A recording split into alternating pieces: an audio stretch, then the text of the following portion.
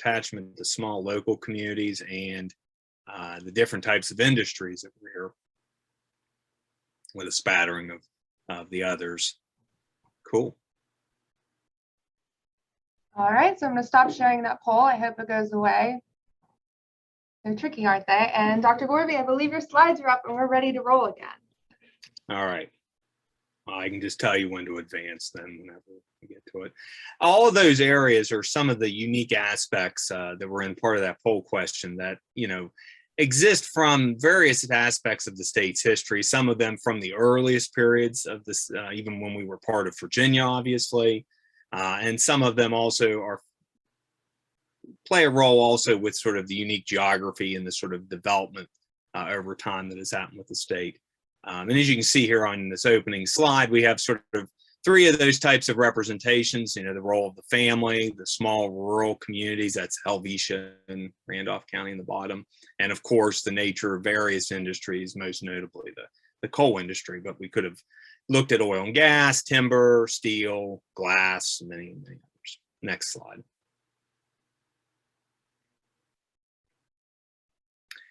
And so obviously our state, you know, we are very rural, small town, state that's divided into various regions.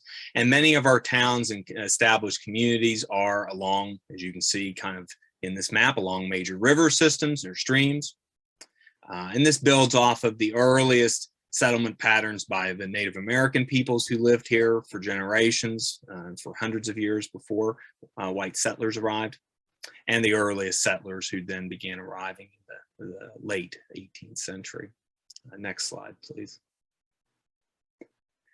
Of course, our small towns and the roads that connect them are very much intertwined with the movement of people and the movement of sort of aspects of that rural economy that has dominated the state for much of its history until the sort of mass industrialization that happens in the late 19th century.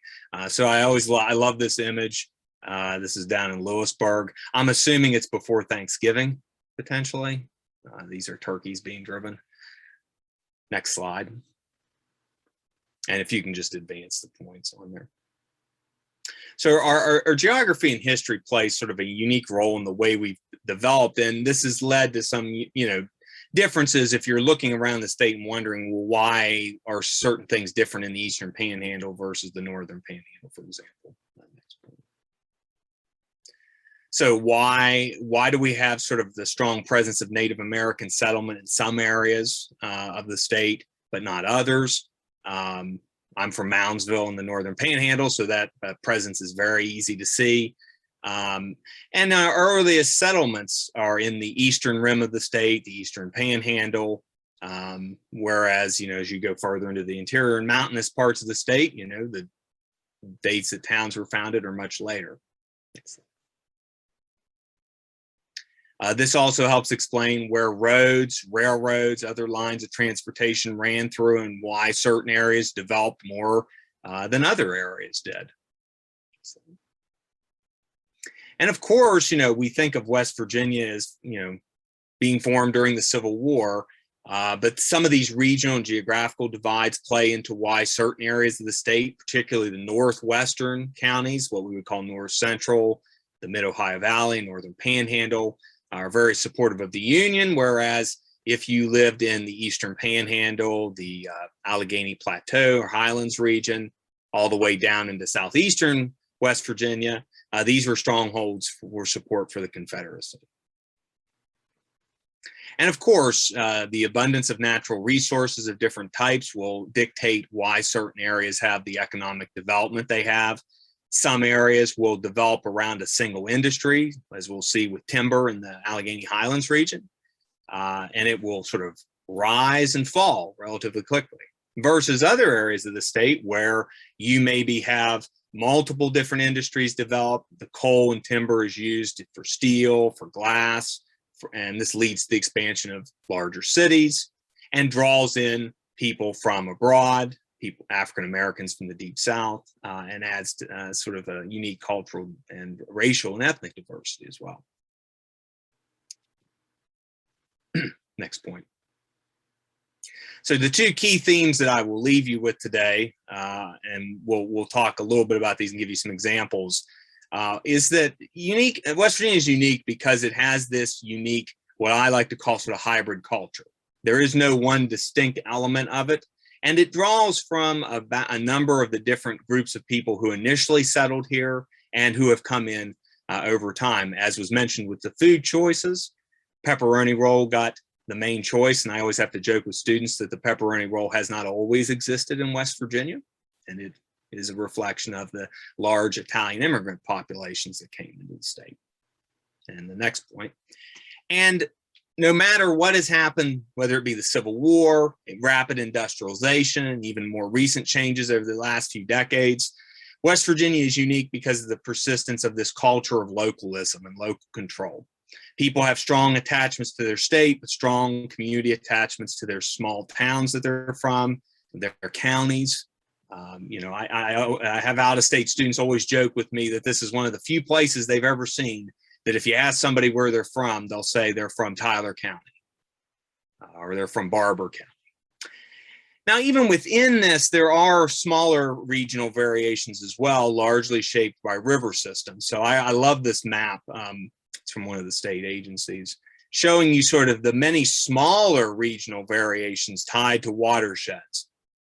And because of that local settlement patterns that developed early on, because of the unique geography, you could say we have a patchwork of localized cultures throughout the state. And this affects popular music, this affects food customs as well. This shapes the nature of the sort of things families got into as well. It's a little easier to think of 7 unique regions, not 50. So from the earliest period, these sort of geographical divides were apparent in Virginia. This is a print from 1800 showing the very stark divide between the difference between life in Eastern Virginia versus Western Virginia. And of course, you can tell some of the unique geographical differences, flat versus mountainous, the role of slavery on the left versus sort of the rugged individualism with what appears to be a mountaineer character in the foreground with his dog. Next slide.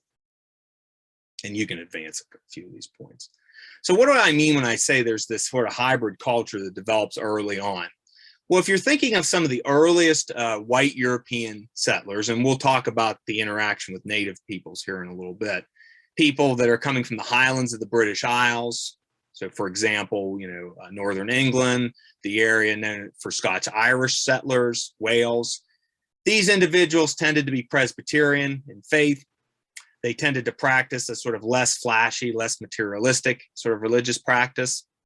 And in the old part of the British Isles, they tended to cluster into small family farm and units, and that is replicated in this area of Western Virginia. So they have small family units that maybe are existing a few miles away from each other and are interconnected through kinship connections. They will grow, in the British Isles, a particular type of crop. That'll change once they come here. They'll, have a small amount of livestock, pigs, sheep, cows, maybe even horses. And when they come here, they will sort of continue those sort of rural practices, adding to that by also tapping into the abundance of medicinal herbs, roots such as ginseng, among other things. And this is replicated in this local culture. So this very strong attachment to a sort of particular settlement, a particular set of families persists throughout the wider region.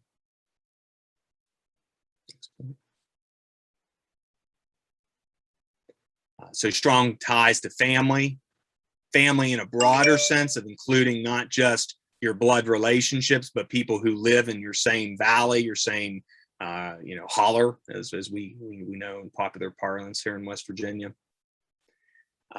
People that are attached to wider kinship connections, so families that have lived nearby one another for generations and who maybe had ties back to the old country as well.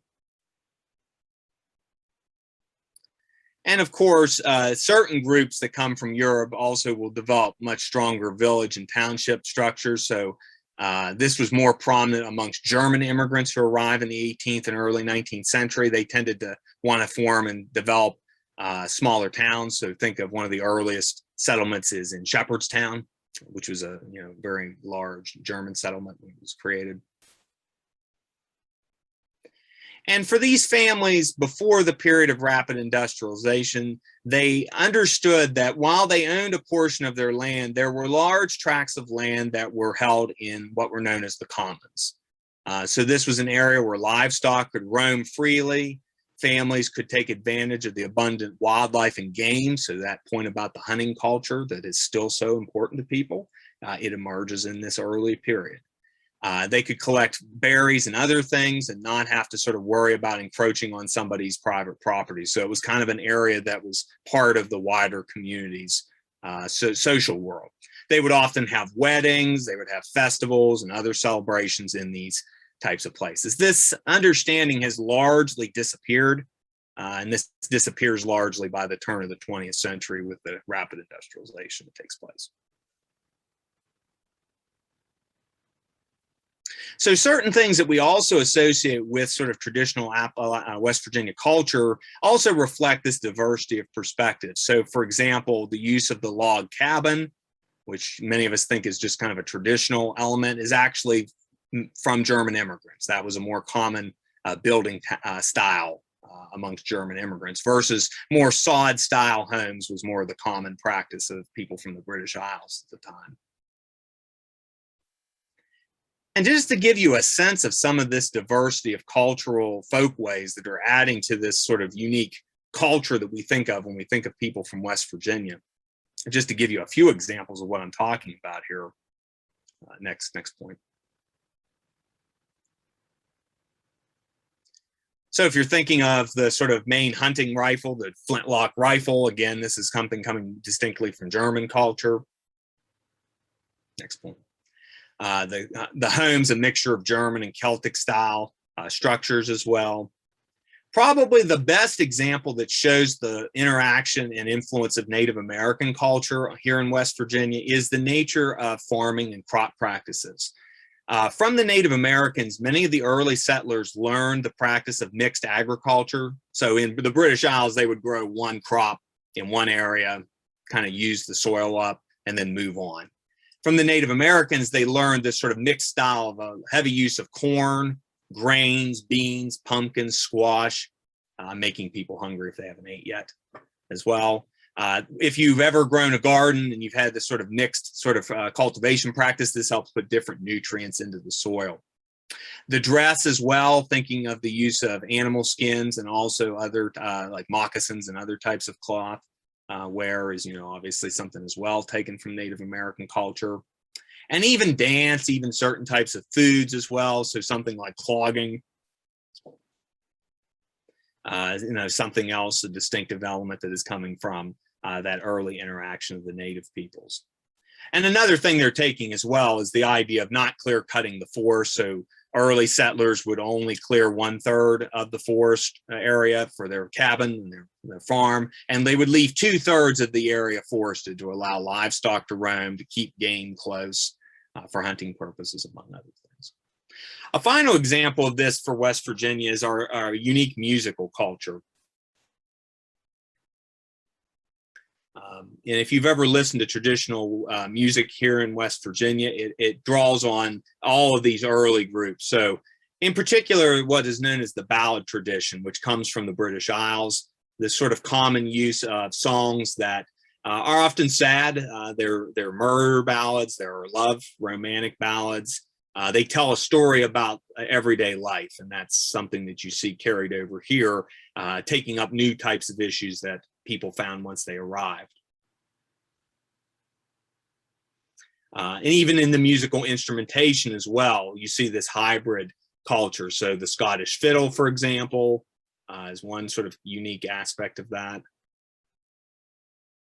And as these sort of people begin interacting with each other, we see a mixture happening. So, the ballad tradition, think of it as sort of an early version of what we think of a country music, bluegrass in the early 20th century and throughout the 20th century. These are very much an aspect of this hybrid culture. But Even more so if you're thinking of sort of the music, that if you went to see a traditional band play here in West Virginia, you might see the Scottish fiddle. Next point. You might see the banjo, which is something that is from the African-American slaves who were in the region in that early period as well. And even something like the dulcimer, which is seen as traditional Appalachian musical instrumentation, is reflecting that German influence as well. And I do want to make sure I leave time for questions. So Dana, whenever you want me to stop to allow for questions, just feel free to do that. But I do want to talk about at least this period of the sort of mid 19th century, the founding of the state, because we do have West Virginia Day coming up. So obviously the geography of the state plays a key role, and this map is very simple in showing you where the mountains are and showing you that most of the overland routes that are built travel from east to west. And as a result, depending on where you live, your economic, your cultural connections will flow be through as we move into the 19th century, either east towards Virginia or west towards Ohio and Pennsylvania. So you can naturally imagine that the economy that starts to develop, let's say west of Buchanan, let's say, is much more similar to what you see in Ohio. You see the development of coal, early iron manufacturing, nail manufacturing around Wheeling, for example. If you go further east into the mountains, those connections tie people more to Virginia. So you will see not large numbers of slaves, but you will see some areas where there are larger counties where there are larger numbers of slaves, and the economy is tied more to agriculture and tied to what you would see in Virginia. Next slide.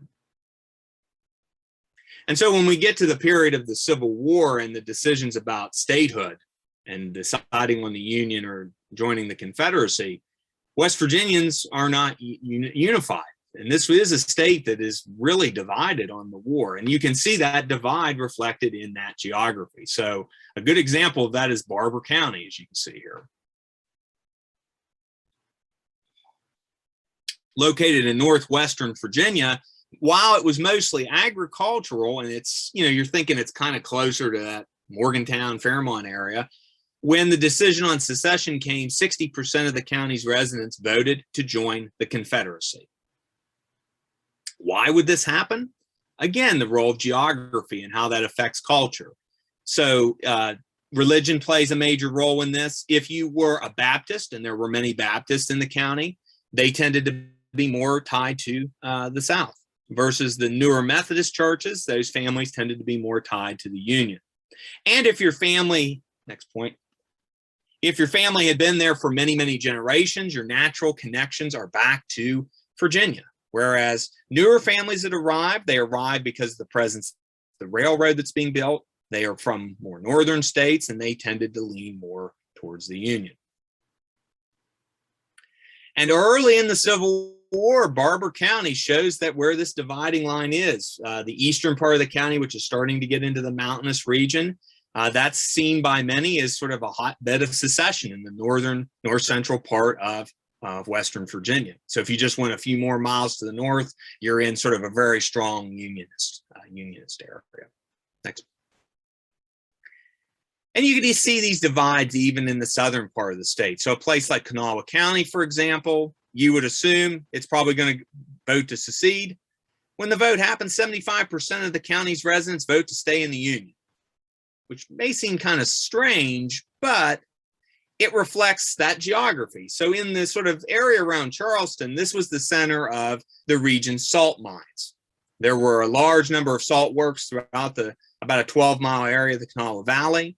And most of those operations were run with African-American slaves. And so they were owned by large planters, large slaveholders. That area voted pretty overwhelmingly to join the Confederacy.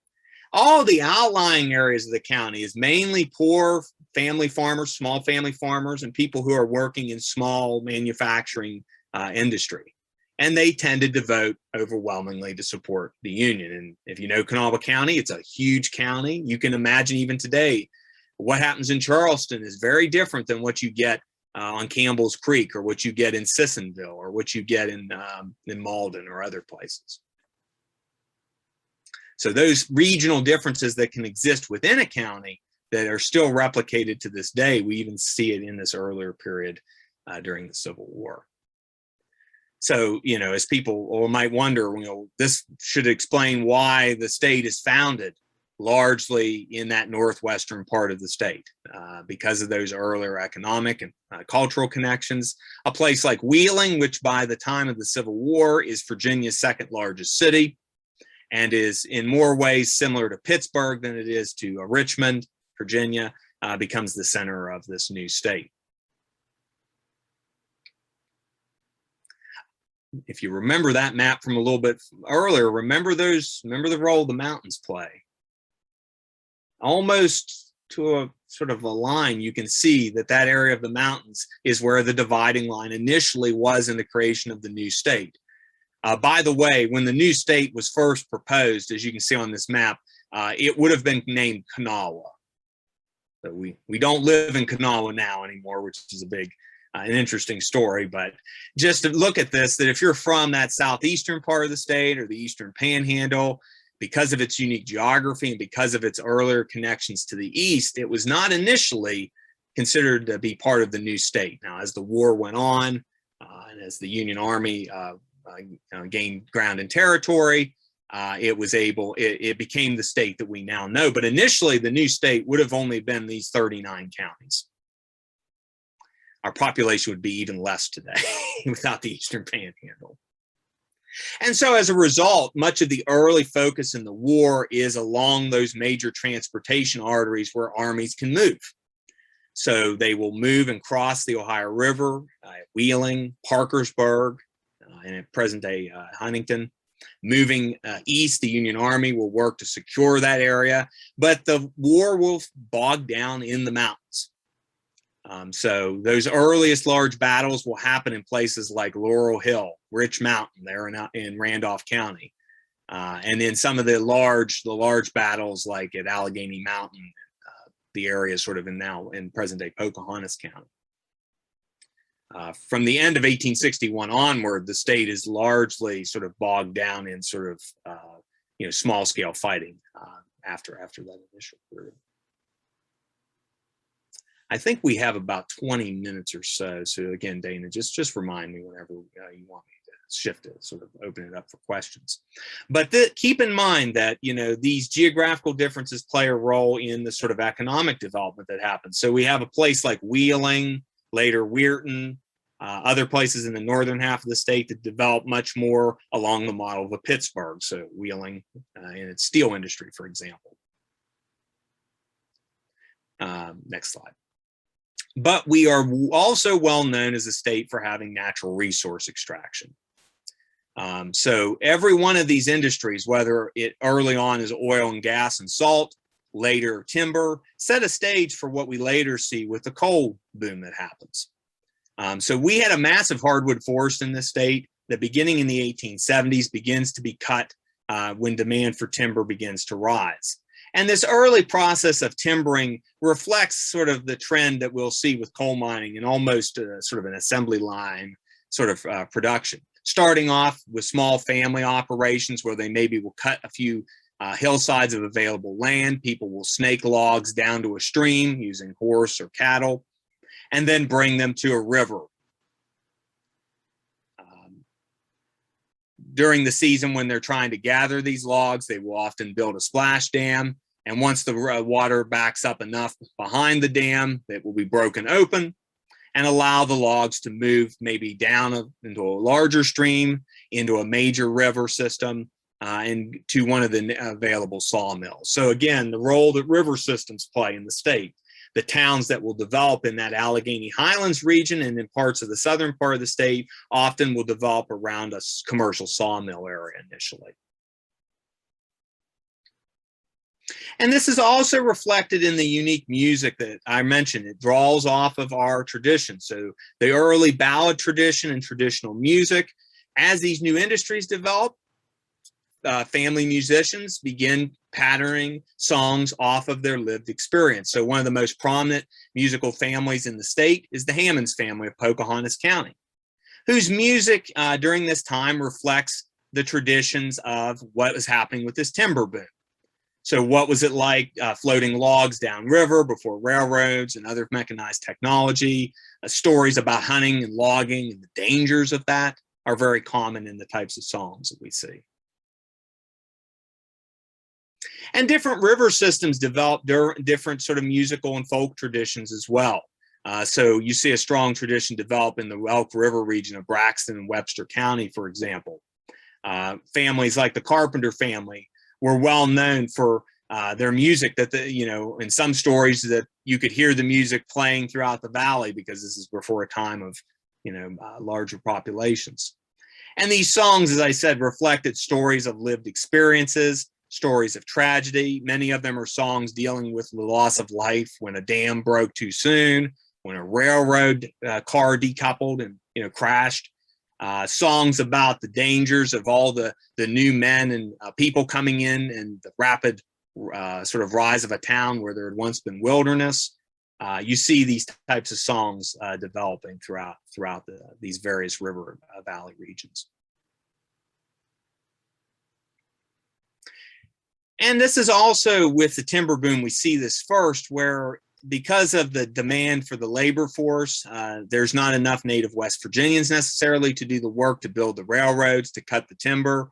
And so companies that develop will increasingly rely on workers from outside of the region. So in timber, that was often Italian or Austrian immigrants. Italian immigrants in timber camps were known for often having numbered name tags around their neck, and that was the way that people had to identify them because they didn't have anybody who understood Italian necessarily. And of course, what we see in the timber boom that's happening in the late 19th century, we see with the coal boom that really starts to take off in the southern part of the state at the same time and around the turn of the 20th century.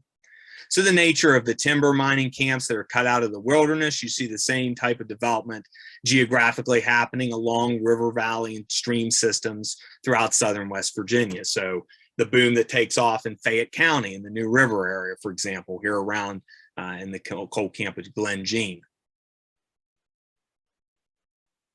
In the northern part of the state, again, because of the need for workers from outside of the region, you see many new immigrants come in and they build sort of cultural institutions, mutual aid societies like the Sons of Italy, Polish National Alliance. And of course, the visible marker of this today is the predominance of Catholic churches, not just in the northern half of the state, like here in Mannington and Farmington, but also in other areas of the state as well. And as well, particularly in the southern counties of the state, this is where we see the large number of African Americans who begin arriving in the early decades of the 20th century, primarily from deep southern states like Tennessee, Alabama, and Georgia. Mainly coming to work in the coal mines, but also in some of the urban areas of the state as well. They set up their own unique communities throughout, building Black churches, as you can see here. Building and having separate schools at both the public school level, but also in terms of higher education. So, Storer College, West Virginia State, Bluefield State, for example, were historically Black colleges when they were founded. And like all of these groups that are arriving throughout this time, all of them are engaging in their communities. That sort of localism that I sort of mentioned earlier. So even for African Americans, although they're arriving later and they tend to sort of cluster in large numbers in the southernmost counties, this gives them the ability to begin to press for civil rights and civil liberties. They have the benefit here in West Virginia because there was no prescriptions on African American voting. There was segregation that is practiced, obviously, in everyday practice and hiring and other things. And of course, there is segregated schooling throughout the state. But because of their strong numbers in the southernmost part of the state, this allowed African Americans to have more say at this time than they would have had in any southern state here at the height of Jim Crow. Next point. They had their own newspapers like the McDowell Times. They had a number of clubs and organizations, and they had a strong level of political influence as well. In some counties, they were at least 20, in some cases 30% of the vote. So they could dictate and get demands met on a variety of issues.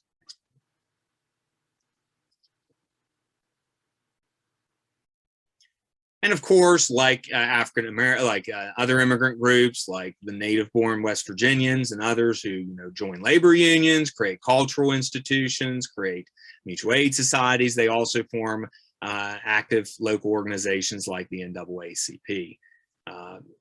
In particular, the chapter that is formed in Charleston and others throughout the southern part of the state are very active in getting equal funding for schools, getting equal funding for institutions that cater to African Americans, and also pushing back against forms of discrimination. This is happening at the height of Jim Crow. So, showing how active the new groups of West Virginians are becoming.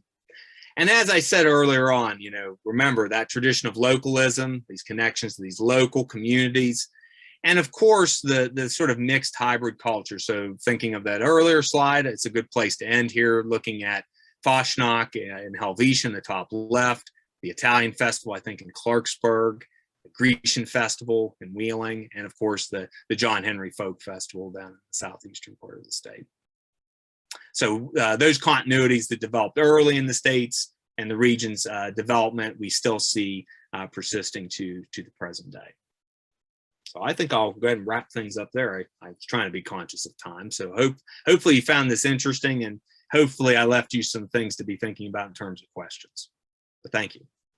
Thank you so much, Dr. Gorby. That was such an awesome presentation. I'm amazed that you were able to summarize our state's history in about 40 minutes, even with a little blooper in the middle. I mean, that's outstanding.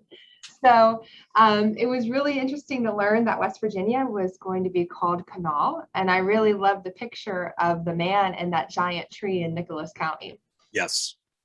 That was pretty cool. I'd love to find one of those old trees.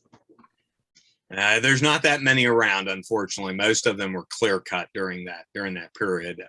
Most of the forest growth that we have in West Virginia is what we would call newer growth forest. That was, I remember, I think I saw one of your presentations for Volunteer West Virginia earlier, and you mentioned the role of the CCC. Mm-hmm. Very important in sort of that, the state park system and other things that we have now, because by the 1920s, most of that had been clear cut. It's gone. I've never made that connection before. Mm-hmm. That's very interesting. So mm-hmm. I'm just keeping my eye on the chat box. There's some really great comments in here. Beth said it was very informative. Thank you. And there's lots of really nice comments in here if you want to check it out. And we have a few more minutes. If anyone has a question for Dr. Gorby or a comment, you can put it in the chat box, or if you have a burning question about West Virginia that you've always wanted to get answered. So mm-hmm. We'll just give it about 1 or 2 more minutes. I see the Kanawha point, so maybe I can address that. So when the state was being created in 1861 during the Wheeling conventions, that was kind of the established name that was initially being sort of thrown around. There were others like Allegheny, Augusta. I think there was Western Virginia was another one. And during one of the later Wheeling conventions after this, residents approved Kanawha. Delegates sort of debated the names. My favorite comment comes from Morgantown leader Waitman T. Willey, who famously says Kanawha is a difficult name to spell. Maybe we should go with somewhat of a different name. And West Virginia, when they voted on, was then the top vote getter, because it reflected that geographical difference, that we are distinct from Virginia, not to say Western, which makes it sound like you're part of Virginia. We are a distinct entity from that state to the east. Very cool. Denise said she's lived here for 33 years, but she hasn't learned a lot of these things, which is pretty outstanding. And then Kathleen has a really cool question. Maybe you can speak to this just for a minute, Dr. Gorby. She says, West Virginia has a tradition of service like the CCC and AmeriCorps. How does service come from West Virginia, and why are West Virginians so giving? I think that's tied to that culture of localism that I've talked about, the sort of helping your neighbors, how tight-knit these communities have been, and the fact that they were tight-knit for generations. And then even when industrialization comes, that has some negative attributes to it, but people continue to sort of join clubs, join organizations. That's also, I think, in terms of the labor history of the state, why we have such a strong history of organizing for various labor unions, not just in coal mining, but in steel and glass and chemical. This sort of culture of solidarity, culture of helping one another to sort of lift each other up. I will say as well, the state has had a long history of issues related to flooding and disasters as well. So organizations like the CCC and others that develop in the 20th century are trying to respond to help, deal with some of these types of issues that are happening because of that rapid industrialization. So even set organizations like the CCC, which is really, coming to the state to really try to help deal with the deforestation and all the issues caused by that. It also builds on these earlier cultures of organizing and helping others. That we see in these earlier periods as well. Very cool. Yeah, Kathleen said she grew up from New York, and the willingness of people to help out here really stands out. I agree. We hear that all the time. And we check the clock. We still have a few more minutes. Okay, Dr. Gorby, I know you don't know this one, but if you had a guess, Landry brought up a great question that West Virginia's economic resources have been coal, natural gas, and logging, which have declined. What do you think is going to be West Virginia's next economic boom? If you could pick one and it would be successful. Oh my, its next boom. Well, part of that's a difficult question to get into because, that infrastructure point is so important, and it's been important throughout the state's history. I mean, if we look back to what was one of the biggest demands that was leading to the divides between Eastern and Western Virginia, it was about the lack of funding for infrastructure, the lack of support for education. These types of things are still going to be important moving forward. And I don't want to say I'm someone who's, fully looking into the past, but I think, looking back at some of that earlier history where we had sustainable agriculture, we had small, local types of production that were happening. In the years before industrialization. You see that in some of the areas where you have groups that are engaged in community economic development, sustainable farming. I'm thinking of like Grow Ohio Valley, off the top of my head, among others. I think there's going to be a place for that type of development that's not this sort of, a big coal company or a steel mill or something else. That's going to be important. But, doing that smaller type of economic development that's going to happen in all 55 counties to kind of have a diversified approach to the question, or you're going to have this sort of approach where you have just timber in one area of the state or just coal, just whatever the other thing might be, and that's going to limit the number of opportunities. Yeah, that's very cool. It feels like we go full circle oftentimes, so it would make a lot of sense to me that we would start going back to how we started, huh? Yeah, we'll have to still mix in, the fact that this is a modern society, we are, we have the industrial tradition as well that's important. But, even thinking of things like the tourism culture that exists, the outdoor recreation, it's tied to using the role of our outdoor spaces, our unique geography, the traditions and customs that people who are outside the region, they love that. They don't have that anymore in some areas of the country because of the overdevelopment that has happened historically. So, we have something unique here that, we can use. We really do have something special. Diana said a really sweet compliment. I wanted to share it with you, Dr. Gorby. She said, "Thank you. This brought back many memories of sitting on the front porch of my great uncle and aunt's family homestead on the Beveridge Family Mountain in Pocahontas County when I was a small girl with my family for the summer. Both told me stories of the family living here in West Virginia, fond memories." So I think you touched a lot of people's hearts and you shared a lot of information that has been unknown. Yeah. Very cool. Well, do you have any closing thoughts before we wrap it up? And I might just build on that last comment. That's a great point to note that, there's that oral tradition, that the folklore, the sort of music, this sort of family history, even with all of the more recent developments that have happened, those are still things that we pass down here very well. And because of that sort of localism that I've talked about, we preserve these things and we want to maintain them. We don't want to just move on and move into the 21st, 22nd century, let's say. So, it's good to have that mixture and passion for our history and culture that, I love about any area of the state. Yeah, West Virginia is special. We've been able to preserve a special slice of the past, and I think it's worth noting. So thank you so much, Dr. Gorby. You did such a good job. I feel like everyone loved today's presentation. If you all jumped on late, we'll send out a recording later this week. And any other thoughts, Dr. Gorby, before we sign off?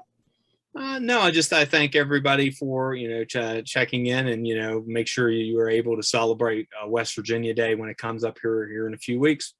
Awesome. Well, happy birthday, West Virginia. Thank you so much, Dr. Gorby. You did an outstanding job. And I want to thank everyone for logging in today on this beautiful day. We had 60 people show up today, and it just shows of how much West Virginians care about their state. So we're super grateful for you, and we'll see you next month.